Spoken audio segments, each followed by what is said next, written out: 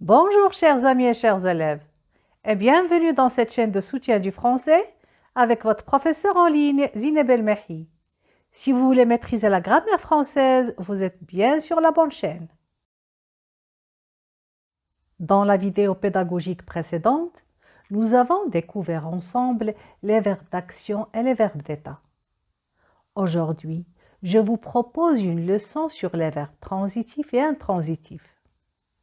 Je vous rappelle que la vidéo peut être stoppée, reprise ou regardée plusieurs fois, ce qui vous permettra de la suivre à votre propre rythme. Et pour commencer, il convient de déterminer tout d'abord les objectifs à atteindre à la fin de notre leçon. Savoir repérer le complément d'objet direct et le complément d'objet indirect, comprendre et identifier les verbes transitifs et les verbes intransitifs, et enfin, reconnaître l'emploi transitif d'un verbe intransitif et l'emploi intransitif d'un verbe transitif. À la fin de cette vidéo, je vous propose des exercices pour vous entraîner. Dans le dernier cours vidéo, nous avons vu les verbes d'action et les verbes d'état. Et pour assurer la continuité avec la leçon d'aujourd'hui, je vous invite à suivre ce petit rappel. Le schéma affiché sur vos écrans montre que les verbes peuvent être classés en deux catégories, les verbes d'action et les verbes d'état. Les verbes d'action expriment une action faite par le sujet ou subie par le sujet. Dans le premier cas, le verbe peut avoir un complément d'objet direct ou indirect. Dans le deuxième cas, le verbe peut avoir un complément d'agent. Par opposition, le verbe d'état exprime un état, une manière d'être du sujet, et introduit un attribut du sujet. Attention, après un verbe d'état, il n'y a jamais de complément d'objet. Alors, ne confondez pas l'attribut du sujet, qui suit le verbe d'état, avec le complément d'objet qui peut suivre un verbe d'action. Dans le cours d'aujourd'hui, nous allons nous intéresser aux verbes qui expriment une action exercée par le sujet. Et nous commencerons par une brève analyse des phrases qui s'afficheront sur vos écrans. Première phrase. La Terre tourne. Cette phrase se compose du sujet « la Terre » suivi du verbe « tourne ». Le verbe « tourne » exprime une action limitée au sujet. Elle ne se fait pas sur un objet.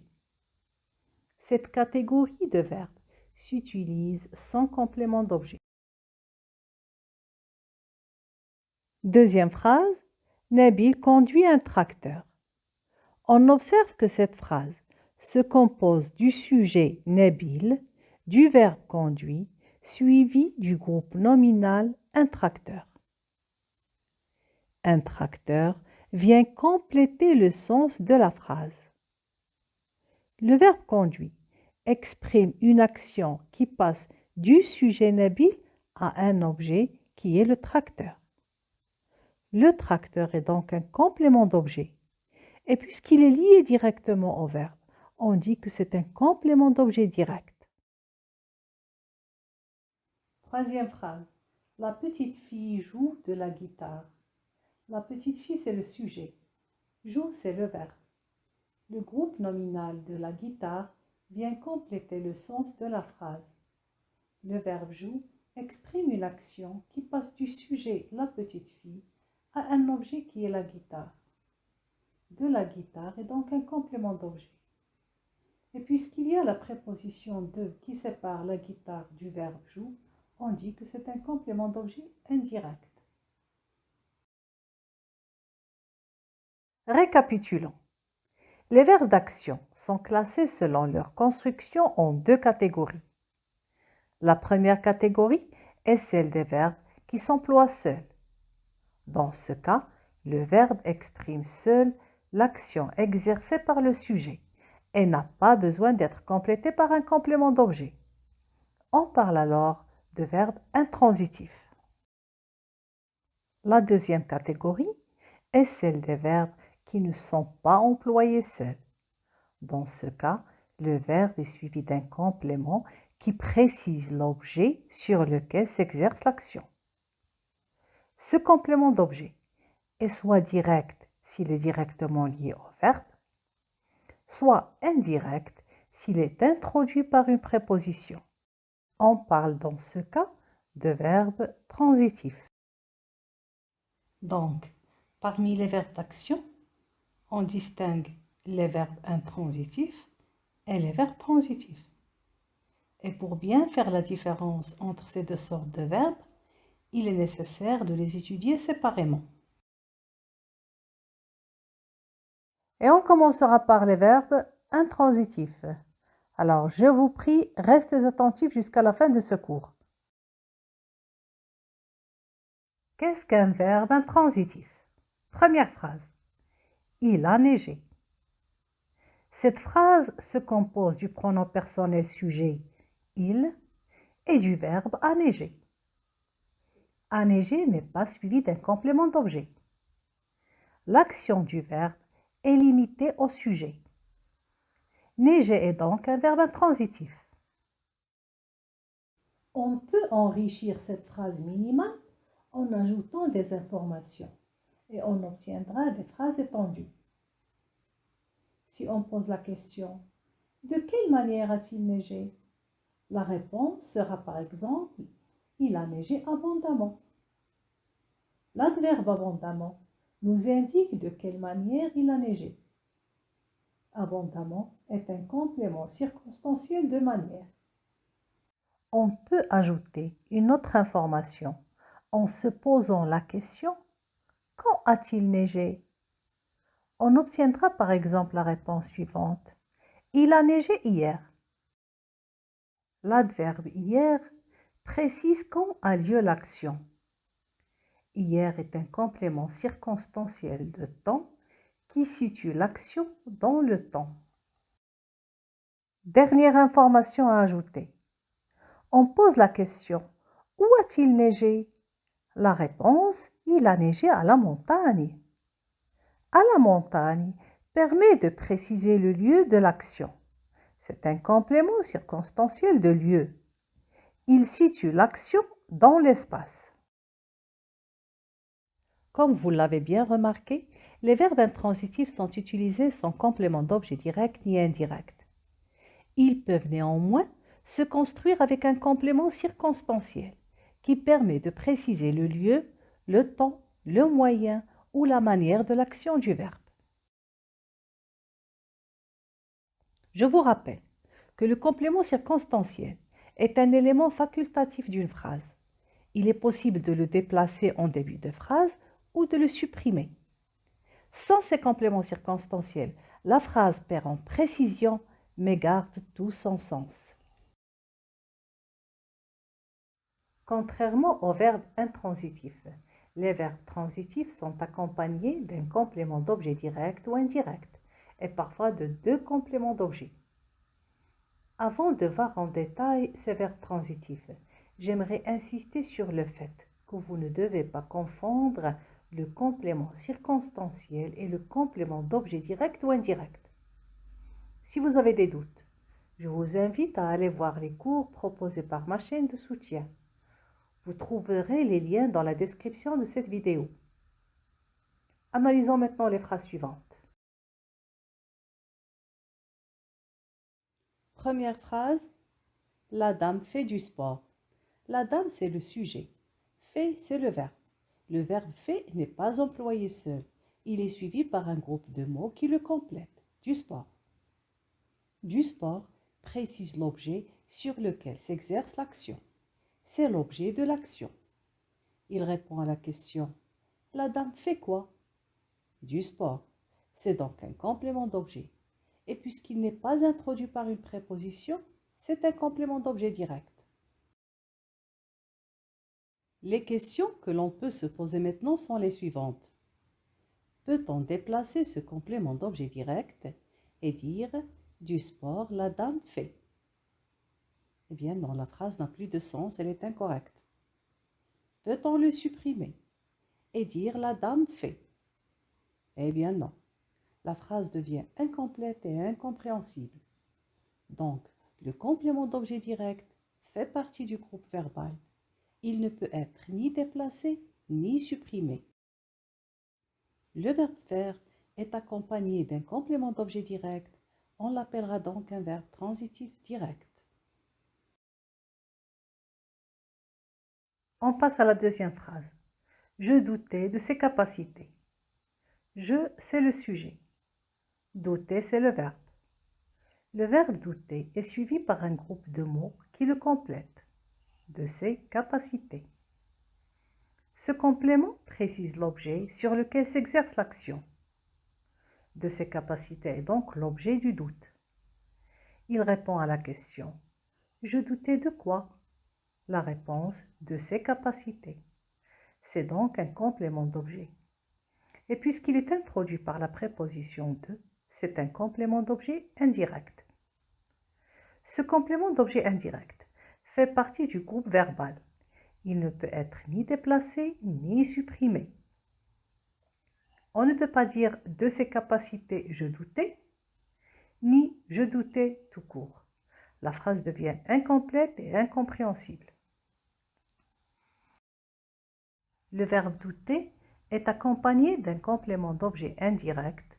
On l'appellera donc un verbe transitif indirect. Un même verbe peut parfois être transitif direct ou transitif indirect. Regardez les deux exemples suivants. Il conduit une voiture. La drogue conduit à la mort. Dans la première phrase, le verbe conduire est accompagné du complément d'objet direct une voiture. Il est donc transitif direct. Et dans la deuxième phrase, il est accompagné du complément d'objet indirect à la mort. Il est donc transitif indirect.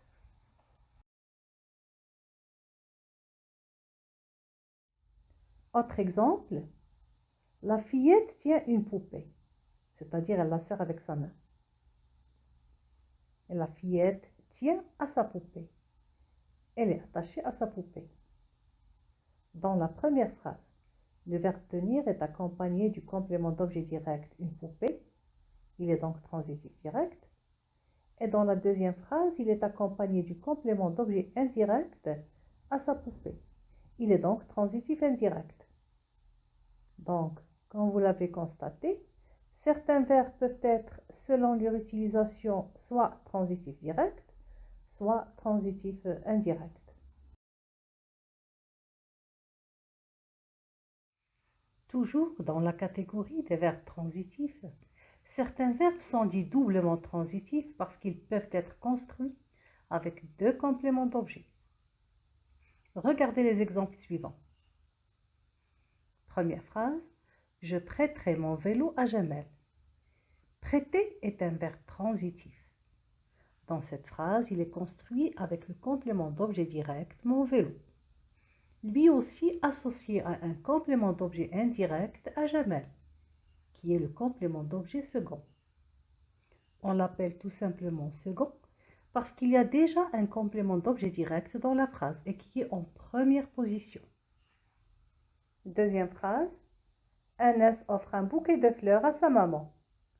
Le verbe offrir est complété par un complément d'objet direct, un bouquet de fleurs, associé à un complément d'objet indirect à sa maman, qui est le complément d'objet second.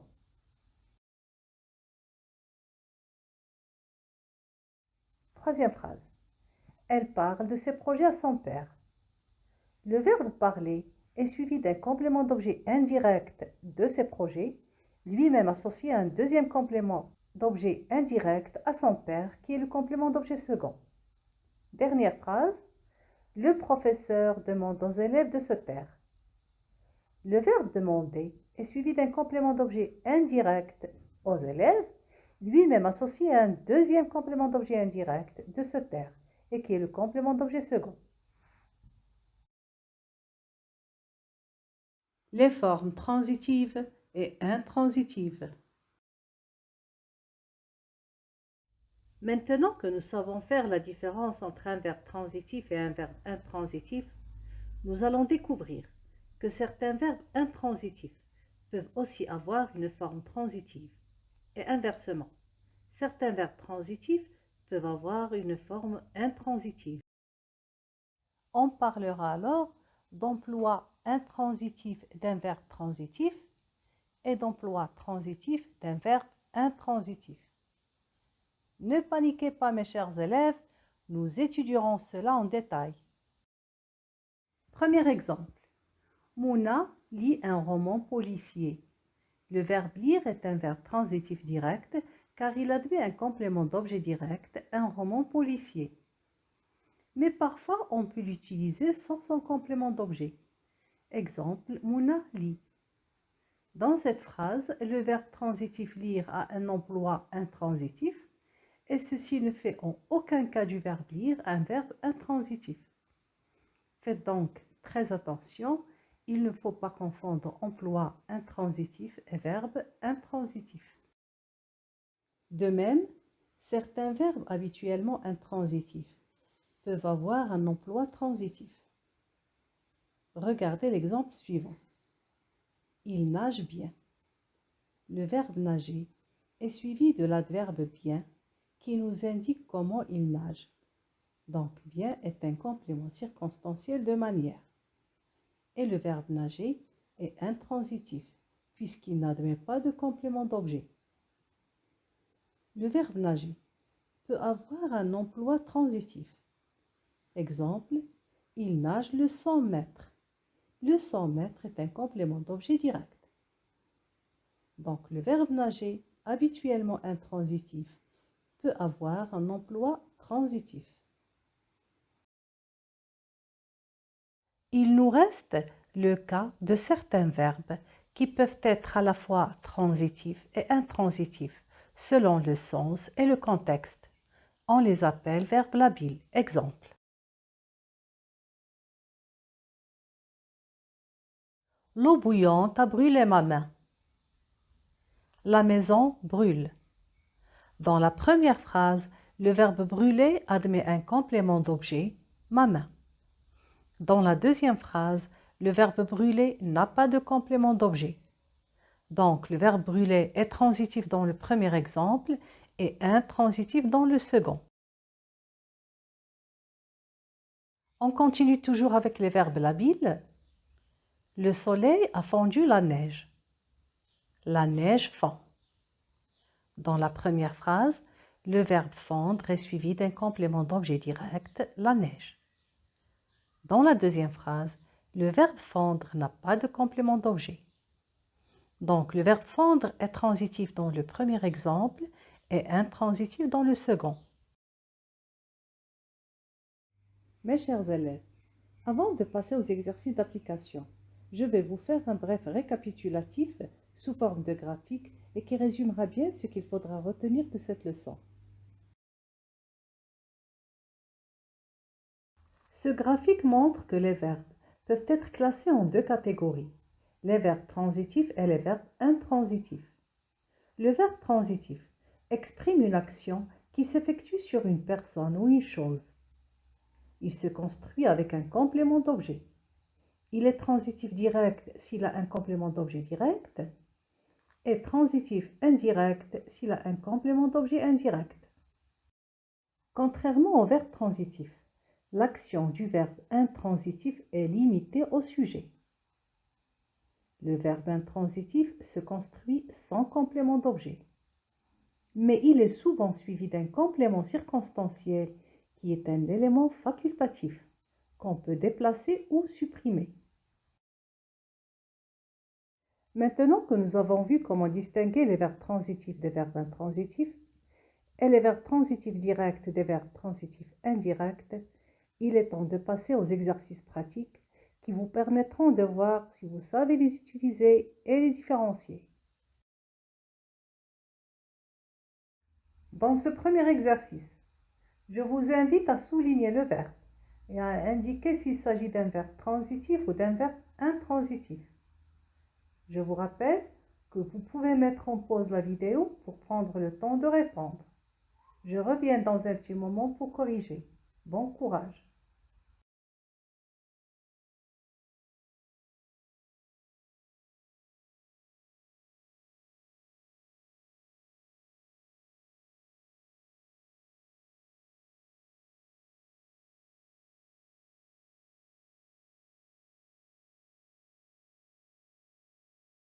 J'espère que vous avez terminé. On passe à la correction.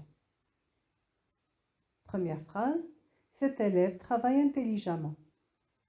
Travail, c'est le verbe. L'adverbe intelligemment répond à la question. Cet élève travaille comment? Intelligemment est donc un complément qui précise de quelle manière cet élève travaille. C'est un complément circonstanciel de manière qu'on peut supprimer et dire cet élève travaille. Le verbe travailler est utilisé sans complément direct ni indirect. C'est un verbe intransitif. Deuxième phrase. Je voudrais une glace au citron. Voudrais, c'est le verbe. Une glace au citron répond à la question. Je voudrais quoi? Une glace au citron est un complément d'objet direct. Donc, le verbe vouloir est un verbe transitif. Troisième phrase. Elle répond à mon appel. Répond, c'est le verbe. À mon appel est un complément introduit par la préposition à. Il répond à la question à quoi? C'est un complément d'objet indirect. Donc, répondre est un verbe transitif. Quatrième phrase. Ce petit a toussé toute la nuit. A toussé, c'est le verbe. Toute la nuit est un complément qui répond à la question quand. Ce complément précise quand a lieu l'action et combien elle a duré. C'est un complément circonstanciel de temps et qui est facultatif dans la phrase. Donc, le verbe tousser est un verbe intransitif. On continue avec la cinquième phrase. Les premiers touristes sont arrivés à Fès. Sont arrivés, c'est le verbe. À Fès, c'est un complément facultatif qui précise le lieu de l'action et répond à la question où. C'est un complément circonstanciel de lieu. Le verbe arriver n'admet pas de complément d'objet. Il est intransitif. Dernière phrase. Elle raconte une histoire à sa fille. Le verbe raconter est suivi de deux compléments d'objet essentiels dans la phrase. Le premier, une histoire, est direct. Le second, à sa fille, est indirect. Donc, le verbe raconter est transitif. Dans ce deuxième exercice, je vous demande de dire si le verbe souligner est transitif direct, transitif indirect ou transitif double. J'espère que mes explications étaient claires et que vous saurez faire le bon choix.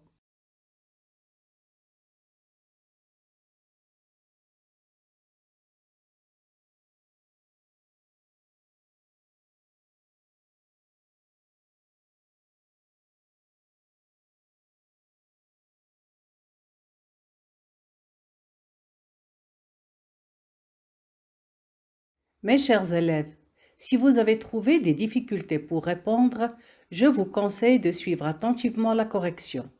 Je répondrai en justifiant chaque réponse. Et on commence avec la première phrase. Le bébé boit du lait. Du lait répond à la question. Le bébé boit quoi? Du lait. Du lait, c'est un complément d'objet direct. Le verbe boire est donc un verbe transitif direct. Attention, du est un article contracté équivalent à de, le, et qui a un sens partitif. Le bébé boit une certaine quantité du lait, mais pas tout le lait. Deuxième phrase. Il écoute la musique. La musique répond à la question. Écoutez quoi? La musique est un complément d'objet direct. Écouter est donc un verbe transitif direct. Troisième phrase. Elle rêve de devenir chirurgienne. On pose la question. Elle rêve de quoi? La réponse de devenir chirurgienne. C'est donc un complément d'objet indirect car il se joint indirectement au verbe par l'intermédiaire de la préposition de. Le verbe rêver est transitif indirect. Dans cette phrase, le complément d'objet indirect est un groupe de mots avec le verbe devenir à l'infinitif. Dans la prochaine leçon, nous verrons la nature du complément d'objet. Quatrième phrase. Ali a montré son bulletin à son père. Le verbe montrer exprime une action qui nécessite l'emploi d'un complément d'objet direct, son bulletin, et d'un complément d'objet indirect, appelé aussi second, à son père. Le verbe montrer est donc doublement transitif. Et on termine notre leçon avec la dernière phrase. Le tigre obéit à son dresseur. À son dresseur répond à la question « Le tigre obéit à qui ?» Le complément d'objet à son dresseur est indirect, car il se joint indirectement au verbe par l'intermédiaire de la préposition à. Donc, obéir est un verbe transitif indirect. Chers amis et chers élèves, notre cours d'aujourd'hui est à présent terminé. Je tiens à vous remercier pour votre fidélité et je vous donne rendez-vous prochainement pour découvrir la nature du complément d'objet. Si vous aimez mes cours, laissez un commentaire en échange d'une entrée et abonnez-vous à ma chaîne. Et si vous cliquez sur la petite cloche, vous serez notifié à chaque fois que je poste une nouvelle vidéo. À très bientôt.